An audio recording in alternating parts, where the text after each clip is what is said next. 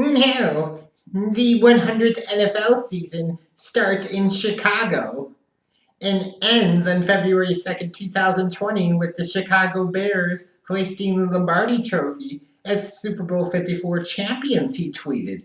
Ugh, stick that in my pipe and smoke it. Whew. You know, this is when you think last year's opening game loss to the Packers was bad. And it was. You're up 20 to nothing, and in the second half, hobbled Aaron Rodgers comes back and roasts you, and you lose in that embarrassing fashion.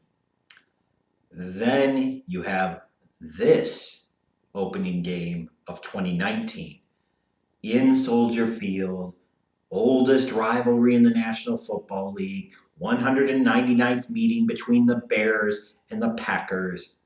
And this was the egg that Matt Nagy laid in everybody's nest on Thursday night. And when you look at the game initially, it looked promising. The Bears' defense looked fast and explosive. They looked like they were on a whole different level than the Packers' offense. The Bears went up early in the first quarter with a 38-yard field goal by Eddie Pinheiro. Like when Pinheiro hit that field goal, it really felt like there were going to be enough vibes there to carry the night. And you're like, okay, he hit his first field goal. The Bears are going to win. And even when you look back at it and you say, well, on the following kickoff, of course, he hit it out of bounds and the Packers took over at the 40. They didn't do shit with it. They didn't score any points off of that gift of field position. You really felt like, man, this defense is going to dominate. And as long as the Bears don't screw up on offense, they will do just fine and impose their will here and coast to a somewhat easy victory in week one. And even when Aaron Rodgers hits Valdez-Scantling on that beautiful 47-yard bomb in the second quarter, and then follows it up a few plays later by hitting Jimmy Graham on that jump ball in the end zone, even though the Packers are up 7-3, it feels like the Packers got damn lucky to score there. And they aren't going to score another touchdown the rest of the night. At least that's the way I felt, and it ultimately held out to be true. And it's like, well, the Bears have got to figure this out at some point. It's just rust. It's just this. They'll figure out their footing. They'll run the ball. And they can score 13 or 16 points and win this one comfortably. Well, you keep waiting, you keep waiting, you keep waiting, and it's like Groundhog Day. It just repeats itself time after time after time. Coach, run the ball. I want to throws it. Coach, you really should run the ball. I want to throws it. Coach, Trubisky's terrible tonight. Run the fucking football. Oz wants to throw it. The Bears never scored again. Mason Crosby hits a 38-yard field goal or so of himself in the fourth quarter. Even at that point, it's only 10-3 Green Bay. And as much as I was trying to talk about it on Twitter and convince myself is, hey, the Bears can still win this game. They have a chance, and somehow, some way, it's going to happen. Like, it became very clear very early on in the night that this was not going to be Chicago's night. And no matter how much I tried to convince myself of that or trick myself into thinking it was something different, it just wasn't going to be the night. It just had one of those feelings of, like, you only need to do this simple or basic thing and you will win, but you continue to persist in going down this path. It's like the amateur golfer that's playing on a par 5, and maybe they hit a good tee shot. So it's in their second hole, or second shot. They're looking at it. There's water in front of the green, but they feel like if they hit the great shot, they can get on the green in 2. But if they don't, they're going to end up in the water. So you try for it, you go in the water. You're like, I mishit it a little bit, but I know I've got it in me. Then you proceed to put 3 more balls in the water before you lay up, which you should have damn done to begin with. And instead of potentially walking away from that hole with a birdie or worst case scenario par, you're talking about, a quintuple bogeyed. On either A, it took you 5 or 6 tries to hit the damn ball over the water onto the green, and at which point, what the hell is the point in that? This isn't the movie Tin Cup, for God's sakes.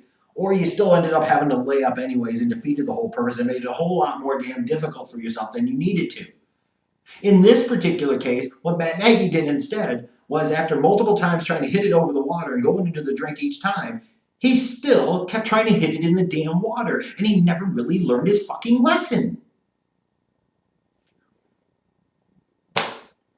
And as a result, head coach Matt LaFleur gets his first win on the job with the Green Bay Packers. The Chicago Bears go to 0-1. Green Bay wins 10-3. That's right, yeehaw, exciting opening game NFL action, 10-3. Taking a little bit of a deeper dive and a closer look at this game, let's talk about the good first. The Bears' defense was outstanding on this night. On a night where it was really easy to potentially give up as the game goes along, you have to feel really good if you're a Bears fan about the game that Chuck Pagano called on defense and the way the players executed it. They sacked Aaron Rodgers 5 times. They were in his face a lot on the night. They only allowed less than 50 yards rushing on the ground by the Packers. They dominated. Aaron Rodgers only had a little over 200 yards passing. He really only truly hit them for one big-time play. That was the one beautiful throw in the second quarter he had to Valdez-Scantling for 47 yards. But they contained Devontae Adams, 4 catches for 36 yards. This Bears defense clearly, easily did enough to win this game. And you really didn't get any impact out of Khalil Mack. That's what the hell makes it so scary. That's what makes it so scary, is you could argue that they can be even better than what they showed here on opening night. And on opening night, they held Aaron Rodgers and the Packers offense to 10 points, and they thoroughly dominated the game, and yet they walk away with the loss. On offense, you could point to Allen Robinson and say his 7 receptions for over 100 yards on a night where his quarterback sucked and his head coach was all types of an abortion bad from a play calling standpoint. He still found a way to play like a number 1 wide receiver. And going into the season, the concern I had was who's going to step up and look to be like that go-to guy. Allen Robinson, week 1, showed he has some of that go-to guy capabilities. And I got to say, even though he booted the kickoff afterwards out of bounds, Eddie Pinheiro made his 38-yarder. It was the only field goal attempt he got, because God forbid, in a 1-score game when you're down 7-3 in the fourth quarter, you wouldn't want to trot out the kicker for a 51-yard kick in this situation to see what the hell he's gotten. Instead, you want to fucking sit there and go for it on 4th and 10 with a quarterback who ain't done shit all game. He made his field goal. That's something positive. The bad of this game, the offensive line's pass protection. Trubisky got sacked 5 times. There's all plenty of other pressure in his face. And some of that's on Mitch because he had the pocket presence of a 2-year-old. But the pass protection was really bad. Really bad. And that's got to get better. And Trubisky was just god-awful terrible. All these people talking about growth and progression, where the fuck is it? When's it going to manifest? Because this dude still does the same crap. He locks onto his primary target and he can't move off of it. And if he does, it is only to a check down. And even then, he struggles to identify that quickly enough and read it, recognize it, and react to it. I can only imagine if you go and watch the All-22 for this game, just how many wide open receivers Trubisky missed and how many easy, good, solid throws he did not make that he should have been able to make. He was just bad. There were several throws that could have been picked off, should have been picked off, that weren't picked off. So while you look at the box score and you see that 1 interception to Amos late in the game, yet another horrendous decision, bad throw, he probably could have ended up easily with 3 or 4 interceptions in this. And, if you are a Bears fan, for all the apologizing you're doing for Trubisky and trying to nut hug and defend him in this offseason, talking about he's going to do all of this and he's going to do all of that. Well, how do you feel now? It's 1 game, does not a season make. I grant you that. But again, I sincerely ask you, where the hell is the growth? Where in the hell is the progression? And once again, why was he so god-awful bad in a primetime game? We're going to call him Midday Mitch from now on. until he actually proves that he can play well when the lights are brightest in prime time, which is especially hard to swallow because his classmates at the quarterback position in Patrick Mahomes and Deshaun Watson have both shown the ability to step up and play very nicely in primetime situations. He was bad.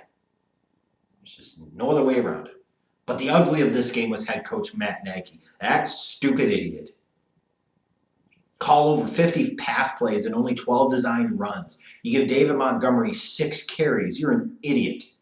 Tariq Cohen didn't have a single carry. How stupid can you be? In the passing game, Cordero Patterson, of all damn people, had 3 targets. Anthony Miller had 1. Again, what the hell is wrong with you?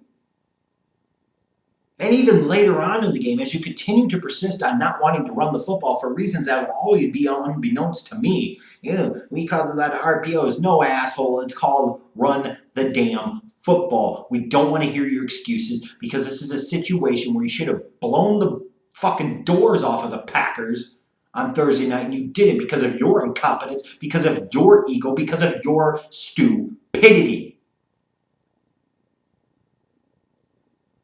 In the fourth quarter, now finally, passing situations, you're trotting out there Mike Davis like he's a fucking designated third down back. Like, how the hell does Mike Davis walk out of this game with 5 receptions? How is that even possible? In no way, shape, or form is that what you brought Mike Davis in to Chicago to do. He had as many receptions as he had fucking carries. And it wasn't a 1-to-1 ratio like maybe it should have been in this game. Instead, you gave him 5 more carries than you gave damn Tariq Cohen. And even when you look at Trubisky, clearly he sucked as a passer on Thursday night. Everybody can agree that he runs the football relatively well, calls some actual designed running plays, draws, bootlegs, do things to get him out there, get him in some type of a rhythm, and you did nothing. And then it's 4th and 10 with a quarterback who sucked and an offense that hasn't done shit all game. Instead of going for a 51-yard field goal, which would have made the game 7-6, which, hey, in the rest of the fourth quarter, you might be able to stumble fuck your way to just one fucking field goal. You decide you're going to go for it with a quarterback who has sucked all game long. Like, this was the perfect opportunity to see if Pinheiro could potentially be that guy that you need at the kicking position or not. It's a relatively high-pressure situation. It's a 51-yard field goal. Just frickin' do it. This was like Madden shit. But not the Madden shit that's actually successful because you know what the hell you're doing.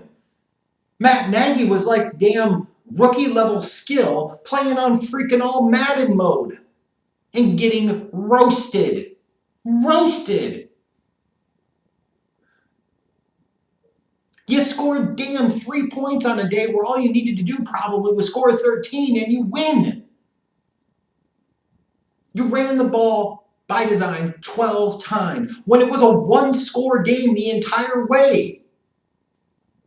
So fucking frustrated. And what's your identity on offense? We're now in year 2 now, Mr. reigning NFL Coach of the Year. What the hell is your offense's identity?